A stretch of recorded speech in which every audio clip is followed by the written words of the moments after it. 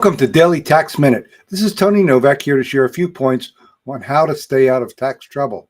Let's jump right in. Today's topic is round numbers do not increase audit selection risk. Excuse me. So a bunch of popular media sources are putting out articles. This is the time of year for articles that say how to avoid getting audited by IRS, how to red flags for an audit risk.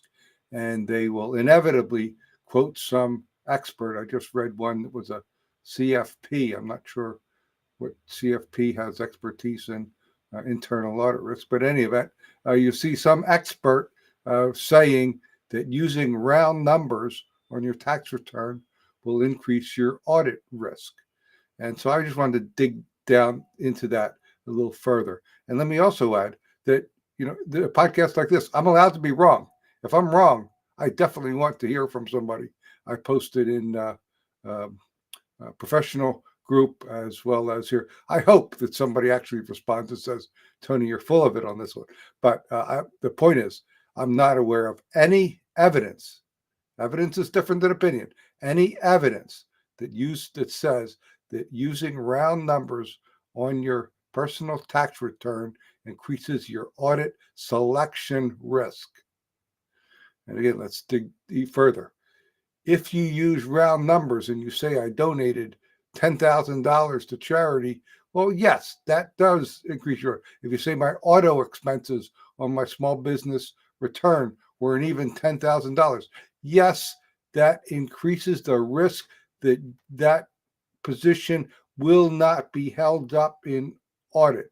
However, as far as I know, it does not increase the risk that your return will be selected for audit, and that's the point of this broadcast. Again, with the advance of selection criteria and AI being introduced, I wouldn't be surprised to find out that I either am wrong or will be wrong in the future. But again, looking backwards, as far as right now, I'm not aware of any evidence that says using round numbers on a tax return will increase the risk of your return being selected for audit.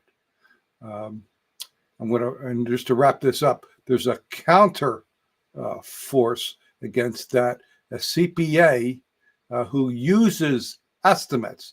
If I estimate that your expenses are $10,000, there's actually a ethics prohibition that prohibits me from saying, well, it's actually $10,003 and rating 10,003 when I meant for an estimate of 10,000.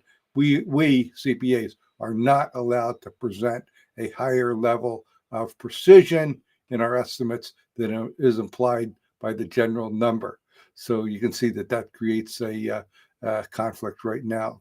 Again, I would love to hear any feedback, comments, your experiences, either in social media or reach me one-on-one at taxproblems.cpa. I will be back tomorrow with another